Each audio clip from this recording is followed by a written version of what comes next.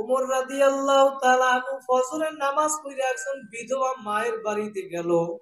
একজন বিধবা নারীরে গিয়া বলে, মা, আপনার পাত্রটা দেন, আমি একটু আপনারে পানি আইনা দিয়া নিয়ে অর্জন করি, সহযোগিতা করি।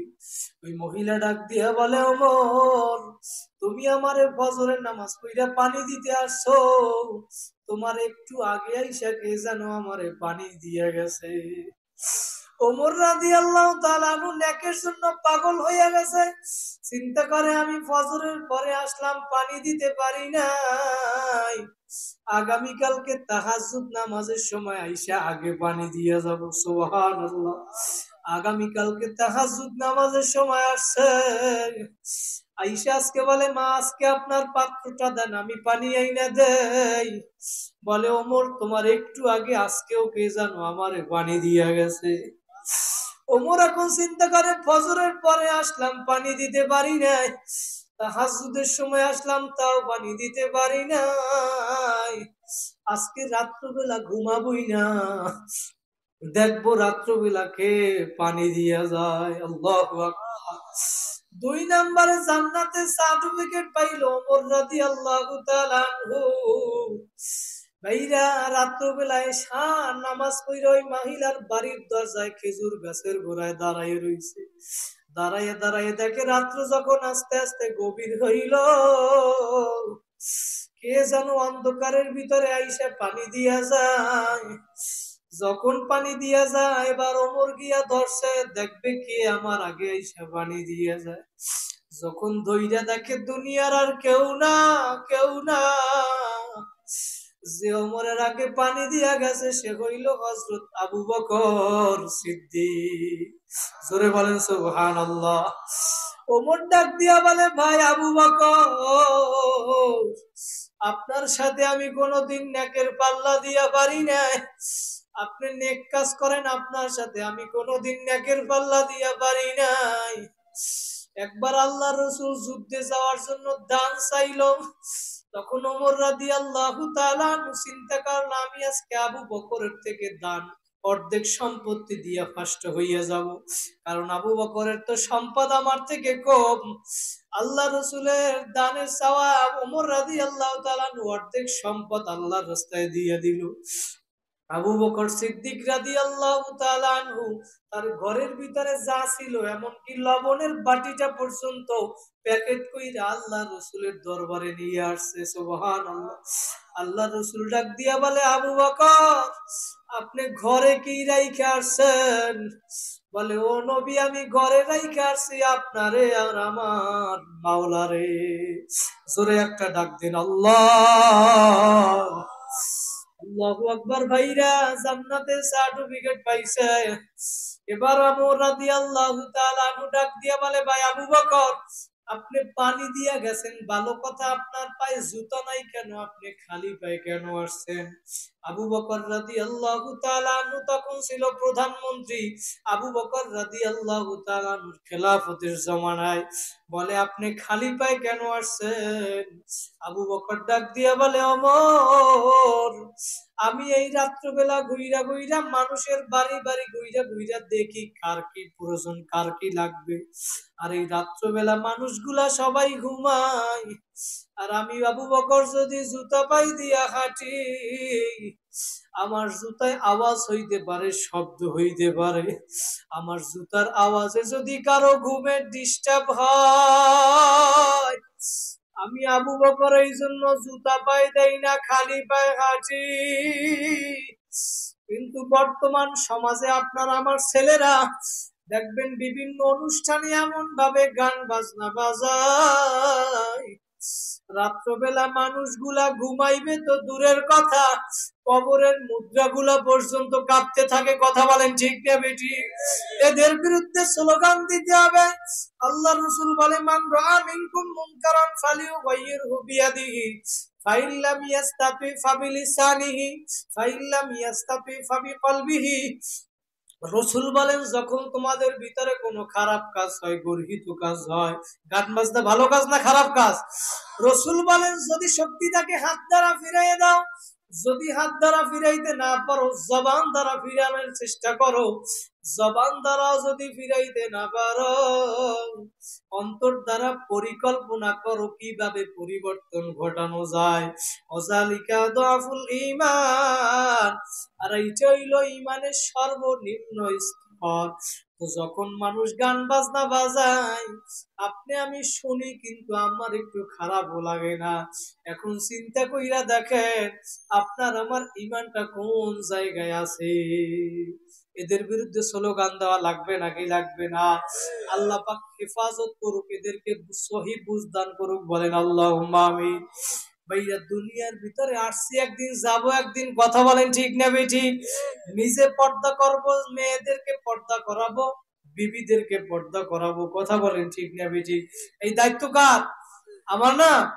আমার ঘরের ভিতরে যারা আমার আয়াতের ভিতরে আছে, এদের সম্পর্কে কিয়ামতের দিন আমার মাওলা জিজ্ঞাসা করবে, কথা বলেন ঠিক কিনা? তোমার বিবিকে তুমি কেমনে চালাইছো, তোমার মেয়েকে তুমি কেমনে চালাইছো, তোমার ছেলেকে তুমি কোথায় পড়াইছো, কিভাবে চালাইছো, তোমার মেয়ে কার সাথে কলেজে দিয়ে আড্ডা মারছে, তুমি বাহিরে যাওয়ার পরে তোমার স্ত্রী কার সাথে পরকিয়া করছে, কথা বলেন ঠিক না বেঠিক? এই এই মাওলার এই জিজ্ঞাসা যদি করে, এই জিজ্ঞাসার উত্তর দিয়া তারপর কিন্তু সামনে আগানো লাগবে, কথা বলেন ঠিক না বেঠিক? ভাইরা আসল কথা হইলো দুনিয়ায় আসছি একদিন, যাব একদিন, যাইতে হবে নেক কাজ কইরা, কথা বলেন ঠিক না বেঠিক? আর এই নেক কাজের ভিতরেই তো সব আছে, আছে না নাই? নামাজ, রোজা, হজ, যাকাত, পর্দা, নবীর সুন্নাত, সবাই নেক কাজের ভিতরে আছে না নাই? নেক কাজ কইরা আমার মাওলাকে রাজি খুশি কইরা কবরে যাওয়া লাগবে, কথা বলেন ঠিক না বেঠিক? ভাইরা যেই নবী, ভাইরা যায় যেই নবী আপনার আমার জন্য সারা জীবন কান্না করছে, সারা জীবন আপনার আমার জন্য কান্না, যেই নবী সারা জীবন কান্না ছিল আপনার আমার জন্য, আজকে সেই নবীকে ভুইলা কোথায় রইলা রে বাবা? নবীর সুন্নাত অনুযায়ী চলি না। নবী বলছেন আমার আগেকার নবীর উম্মতের ভিতরে দল ছিল ৭২টা, আমার উম্মতের ভিতরে দল হইবে ৭৩টা। কয়টা দল? এই ৭৩টা দলের ভিতরে ৭২টা দল জাহান্নামী হইয়া ধ্বংস হইয়া জাহান্নামে যাবে, আর একটা দল জান্নাতে যাবে। সাহাবায়ে কেরাম বলে, ইয়া রাসূলুল্লাহ, ইয়া হাবিবাল্লাহ, ওই একটা দল জান্নাতে যাবে, কোন পথ দিয়ে যাবে, সেই পথ কি পথ, আর কারা জান্নাতে যাবে সেই পথটা একটু আমাদেরকে বইলা দেন। আল্লাহ রাসূল স্পষ্ট বইলা দিছেন, মা আনা আলাইহি ওয়া আসহাবি, আমি এবং আমার সাহাবায়ে কেরাম যেই দল, যেই মত, যেই আদর্শ, যেই সূরত, যেই সিরাতের উপরে আছি, কিয়ামত পর্যন্ত এর উপরে যারা থাকবা, আমার মাওলা নাজাত দিয়া তাদেরকে জান্নাত দিয়ে দিবে। আমরা নাজাত পাইতে চাই কি চাই না? নবীর আদেশ নিষেধ মানা লাগবে নাকি লাগবে না? নবীর সারা জীবন কান্না ছিল আপনার আমার জন্য, নবীর ইন্তেকালের সময় আপনারে আমারে বলে নাই নবীর আদেশ নিষেধ মানা লাগবে, এটা আমার মাওলাই বলছে, কথা বলেন ঠিক কিনা? আমার মাওলা বলেন, কুল ইন কুনতুম তুহিব্বুনাল্লাহ ফাত্তাবিউনি ইউহিব্বুকুমুল্লাহ ওয়া ইয়াগফির লাকুম যুনুবাকুম আল্লাহু গফুরুর রহিম। হে নবী, আপনি দুনিয়ার মানুষদেরকে জানাইয়া দেন, যদি তোমরা আমি মাওলাকে পাইতে চাও, আমারে ভালোবাসতে চাও, ফাত্তাবিউনি, তাহলে আমার নবীর অনুসরণ করো, কথা বলেন ঠিক কিনা? নবীর অনুসরণ কেমনে করবেন? নবী বলেন, মান আহাব্বা সুন্নতি ফাকাদ আহাব্বানি ওয়া মান আহাব্বানি কানা মাই ফিল জান্নাহ। যারা আমার সুন্নাতকে মুহাব্বত করবা, তারা আমি নবীকে মুহাব্বত করলা, আর যারা আমি নবীকে মুহাব্বত করবা, তারা আমি নবীর সাথে জান্নাতে থাকতে পারবা। নবীর সাথে জান্নাতে থাকতে চাই কি চাই না? কারা কারা চান জোরে হাত জাগাই একটা আল্লাহ বলিয়া ডাকবেন, আর জোরে ডাকবেন আল্লাহ। নবীর সাথে জান্নাতে থাকতে চাইলে আমল আছে, আমল। মুসলিম শরীফের 981 নাম্বার হাদিস, রবিয়া ইবনে কাআব রাদিয়াল্লাহু তাআলা আনহু বর্ণনা করেন, আমি একদিন রাত্রিবেলা আল্লাহর রাসূলের সাথে রাত্রি যাপন করলাম। আল্লাহর রাসূল রাত্রিবেলা উঠলেন, নামাজ আদায় করবেন, রবিয়া ইবনে কাব রাদিয়াল্লাহু তাআলা আনহু বর্ণনা করেন, আতাইতুহু বিউযুইহি ওয়া হাজাতিহি, আমি আল্লাহর রাসূলের প্রয়োজনীয় জিনিস এবং তার উযুর বানিয়ে এনে দিলাম। আল্লাহর রাসূল এখন উযু বানাইতেছেন। উযু বানানোর সময় রবিয়া ইবনে কাব বলেন, আমার দিকে আল্লাহর রাসূল তাকাইছে, তাকাইয়া বলতেছে, সাল, তুমি কি আমার কাছে কিছু চাও? রবিয়া ইবনে কাব, তুমি এই মুহূর্তে যদি আমার কাছে কিছু চাও, তুমি যা চাইবা আমি নবী তোমাকে তাই দিয়ে দিব। সুবহানাল্লাহ। যদি ওই সময় আমরা হইতাম, নবী বলছে যা চাবা তাই দিয়ে দিব, আমরা হইলে বলতাম নবী ধন সম্পদের মালিক বানাইয়া দেন, ক্ষমতায় বসাইয়া দেন, জায়গা জমির মালিক বানাইয়া দেন। কিন্তু রবিয়া ইবনে কাব রাদিয়াল্লাহু তাআলা আনহু দুনিয়ার কোনো উদ্দেশ্য নাই, ডাক দিয়া বলে, নবী, আসআলুকা মুরাফাকাতাকা ফিল জান্নাহ, আমি দুনিয়ার কিছু চাই না, চাই না। ও নবী, আমি জান্নাতের ভিতরে আপনার কাছাকাছি জান্নাতে থাকতে চাই। আল্লাহ রাসূল ডাক দিয়া বলে, রবিয়া ইবনে কাব, তুমি আমার কাছাকাছি জান্নাতে থাকবা, এইটাই কি চাও? আও গায়রা যালিক, এইটা ছাড়া কি আর কিছু চাও না? বলে নবী, না না, হুয়া যালিক, আমি ওইটাই চাই, আপনার কাছাকাছি জান্নাতে থাকবো। জোরে বলেন সুবহানাল্লাহ। নবী বলেন, রবিয়া ইবনে কাব, তুমি যদি আমার কাছাকাছি জান্নাতে থাকতে চাও, ফাআইনি আলা নাফসিকা বিকাসরাতিস সুজুদ, তাহলে বেশি বেশি সিজদা দাও, নামাজ আদায় করো।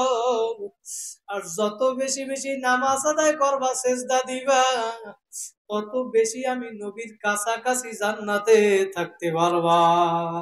জোরে বলেন সুবহানাল্লাহ। তাহলে নামাজ পড়া লাগবে নাকি লাগবে না?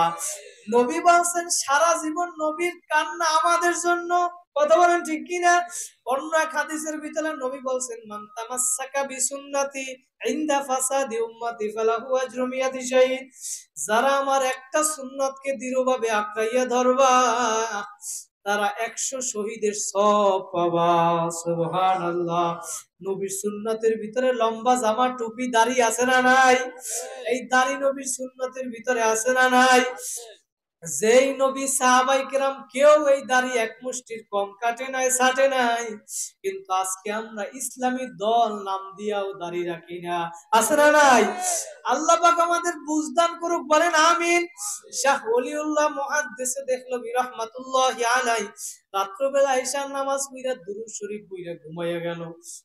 ঘুমের ভিতরে, স্বপ্নের ভিতরে আমার নবীর সাথে সাক্ষাৎ হইয়া গেছে। সুবহানাল্লাহ। আর নবী বলেন, স্বপ্নের ভিতরে আমার সাথে যাদের সাক্ষাৎ হয় তারা আমারই দেখবে, অন্য কাউরে না, কারণ শয়তান আমার আকৃতি ধারণ করতে পারে না।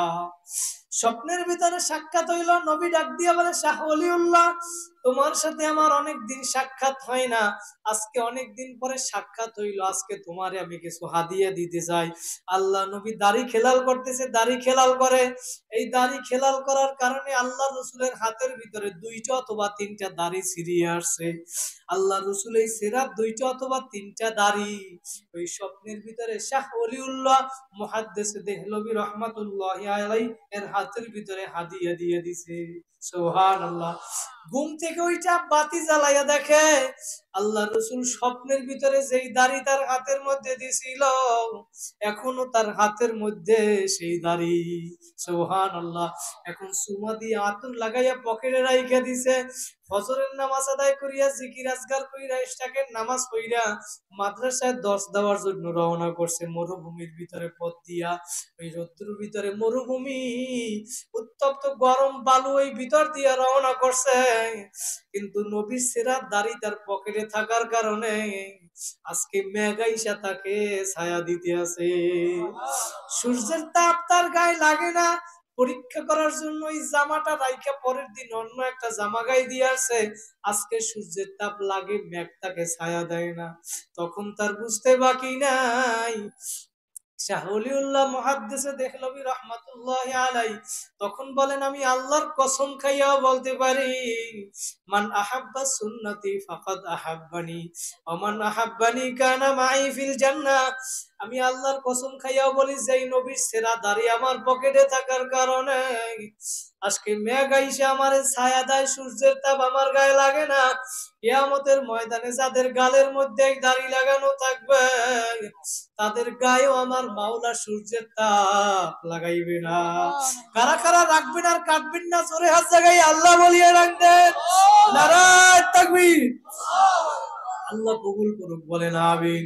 যেই নবী সারা জীবন আপনারা আমার জন্য কান্না করছে ভাইরা, আজকে একটু আসন দিয়া বইসা মাথাটা নত কইরা দেন, একটু দিলটাকে আমার মাওলার সঙ্গে লাগাইয়া দেন, আর 2 ফোঁটা চোখের পানি ফালানোর চেষ্টা করেন আমার পর্দার আড়ালের মা ও বোনেরা।